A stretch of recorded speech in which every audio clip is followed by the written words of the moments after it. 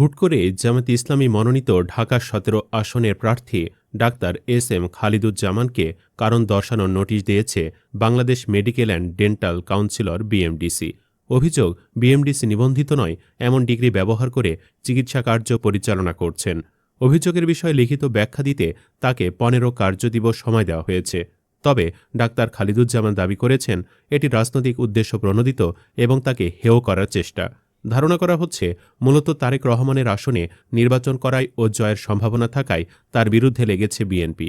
অনেকে বলছেন বিএনপি বিএমডিসিকে ব্যবহার করে যে অপতৎপরতা এবং রাজনৈতিক ঘৃণ্য কৌশলের আশ্রয় নিয়েছে, তাদের চক্রান্তের মূল কারণ হল তারা ইতোমধ্যে পরাজয়ের গন্ধ পেয়ে গেছে। ডাক্তার খালিদুজ্জামান এমব্রায়োলজির ওপর যে ডিগ্রি নিয়েছেন সেটা হাতে গোনা কয়েকটা দেশ দেয়। বাংলাদেশে ফার্টিলিটির ওপর সেই ডিগ্রি এখনও চালু নেই। আমেরিকা, ইংল্যান্ড সহ বিভিন্ন দেশের অনেক ডিগ্রি আছে যেগুলো বিএমডিসি অনুমোদিত না, কিন্তু অনেক চিকিৎসক সেসব ডিগ্রি দীর্ঘদিন ব্যবহার করে চেম্বার করছেন। তাদের নামে শোকজ না দিয়ে শুধু ডাক্তার খালিদুজ্জামান কেন? সমালোচকরা বলছেন এই সেক্টরে আরও যারা চিকিৎসা সেবা দিচ্ছে সবাইকে শোকজ দেন, তারপর দেখবেন ইনফার্টিলিটি চিকিৎসা বন্ধ হয়ে গেছে এদেশে। Doctor Zubaida Rahman record number পেয়ে ইম্পেরিয়াল কলেজ থেকে এমএসসি করেছেন। এই এমএসসিও বিএমডিসি অনুমোদিত নয় বলে জানিয়েছেন আবদুল্লাহ জাহাঙ্গীর নামের এক জামায়াত সমর্থক। আইন সবার জন্য সমান হওয়া উচিত, এজন্য এবার জামায়াত ইসলামীকে সরকারে আনতে হবে, আইনের শাসন প্রতিষ্ঠিত করতে হবে ইনশাল্লাহ। শোকজ নোটিশ প্রসঙ্গে জানতে চাইলে ডাক্তার এস.এম. খালিদুজ্জামান বলেন, প্রথমত একজন এমবিবিএস পাস ডাক্তার যদি কনফিডেন্ট ফিল করেন তাহলে তিনি কাজ করতে পারেন। দ্বিতীয়ত, আমার যে সাবজেক্ট ক্লিনিক্যাল এমব্রায়োলজি এটা বাংলাদেশে নেই, শুধু বিদেশে আছে, তাও খুব কম দেশে।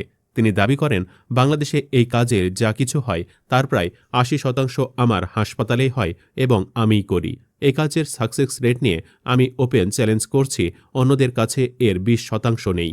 ডিগ্রি ব্যবহারের অভিযোগ প্রসঙ্গে ডাক্তার এস.এম. খালিদুজ্জামান বলেন, আমার কোনো পরিচয়পত্রে বা হাসপাতালের অফিসিয়াল ডকুমেন্টে এই ডিগ্রি ব্যবহার করা হয়নি, তবে একটি প্রমোশনাল ভিডিওতে ডিগ্রিটি ব্যবহার হয়েছে। এটা আমার নজরে এসেছে, এটি বিজ্ঞাপনী প্রতিষ্ঠানের ভুল। তিনি আরও বলেন, এটা কোনো গুরুতর বিষয় না, যেহেতু এই ডিগ্রিটি বাংলাদেশে নেই তাই আমরা অনুমোদনের জন্য বিএমডিসিতে আবেদন করব। রাজনৈতিক উদ্দেশ্যের অভিযোগ এনে ডাক্তার খালিদুজ্জামান জানান বিষয়টি রাজনৈতিকভাবে উদ্দেশ্য প্রণোদিত। তার ভাষায়, আমাকে রাজনৈতিকভাবে হেয় করার চেষ্টা করা হচ্ছে। সাকসু নির্বাচন স্থগিত সহ নানা ইস্যুতে তারা কোনো কুল না পেয়ে বিভিন্ন প্রতিষ্ঠানের ঘাড়ে বন্দুক রেখে কাজ করানোর চেষ্টা করছে। এটা স্রেফ রাজনৈতিক কারণেই করা হচ্ছে।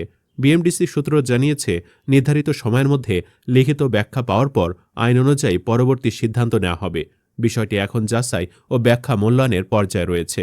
নোটিশে উল্লেখ করা হয়, বিএমডিসি কর্তৃক স্বীকৃত নয় এমন ডিগ্রি ব্যবহার রোগীর সঙ্গে প্রতারণা শামিল এবং এটি Bangladesh medical and dental council আইনের পরিপন্থী ও শাস্তিযোগ্য অপরাধ।